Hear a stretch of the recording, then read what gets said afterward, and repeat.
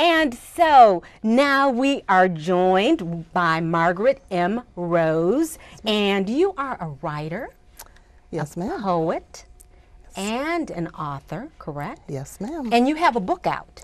Yes, my book is now available. Exciting. Okay, and this is the book.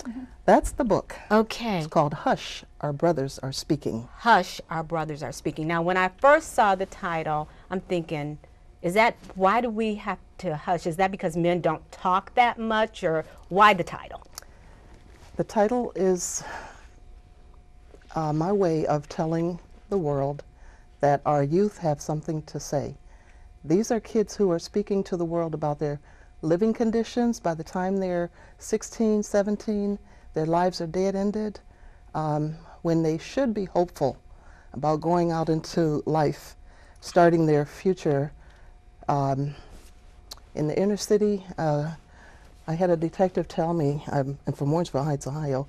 Detective told me about 20 years ago that they expect the inner city kids by the time that they're 13 or 15 to have at least one illegitimate child and a juvenile record. Okay. I became concerned because I just couldn't see hope at the ages when they should be going forth into life. Now, did you always like writing? Like, did you write when you were younger, like writing poems and stuff? Or clearly you're very talented, and it's exciting that you got, you know, this book published. Thank you. Actually, I was not a writer early on. I was an avid reader. Okay. I've been reading, I think one summer when I was 13, I went summers down to the public library. I read a whole wall Yeah, during the that's summer. awesome. But I started to write when I first began to go to church at age 30. I had 3 kids, married. My husband was a banker. We had just moved to the suburbs. And I became concerned with what I saw. And I'm the type, I like to look at the root of a problem.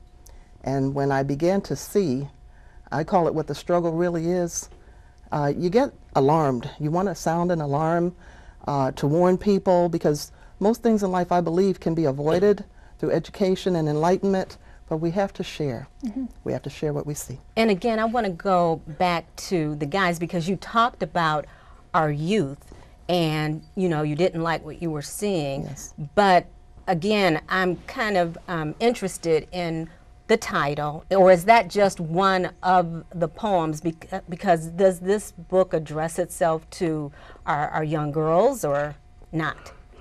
Now, this is mainly for the fellas. I began to see in 2006 that the economy fell in the lives of the blacks in inner cities in 2006 and 2007. The job market had dried up. Kids who normally had summer jobs had nothing. And I noticed things like when somebody in the neighborhood, a relative passed, everybody would cook a dish and bring it. But I noticed people were hard-pressed to have money to go buy the ingredients and things like this. And the kids were just listless on the corners. So I just wanted to get closer, and I started riding the inner city buses to and from work. And that's where you got your ideas, from riding the bus and just watching the people. Right? I was watching these kids on the corners taking the bus downtown to stand around at Tower City, and I actually got a burden on my heart, and I wanted to let the kids know not to feel hopeless at that point, that somebody was concerned. Now, before we go, do you have a poem or something that you would like to recite for us? Yes, I did. Actually, one excerpt, when I thought about the inner city, oh, and I'm sorry, my title, Hush, Our Brothers Are Speaking. It's a book of poetry in the style of Langston Hughes. Each poem tells a separate story where these kids are speaking to the world about their living conditions. They're letting their mother know what they think about it. They're letting the world know. Okay. But the burden came when I started noticing things like any city that you go to all across the country. Okay, so not just Cleveland. Not just Cleveland. Any city in any state in this country, you'll find the inner city. Okay. You'll find people living in projects the same as if somebody designed this. And I came out with, they designated a place in every city and state, ghettos exactly the same no matter how far you came. Targeted those who believe, a people trying to live free, people who slavery had already brought to their knees. Mothers always say, I did my best.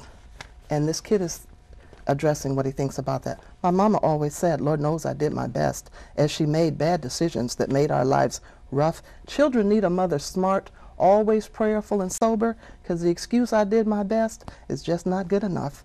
Mama said I did my best, but never changed her life at all. All I wanted was a view of life up front, not from afar. I did my best, but times got tough. But Mama, that's not good enough. You get one chance to raise me right. You can't screw up. This is my life. I did my best, but times got tough. But Mama, that's not good enough. My mama died, left me on my own. Life came down hard because people knew I was alone. Well, thank you, Margaret Rose, and thanks for writing the book. Thank you for having me. Thank you so much. Okay. So we're going to take a quick commercial break, and we will be right back with another look at Fox 8's Stacey Bell. Yeah. I had a big event take place a couple of months ago, so my life will be changing next year.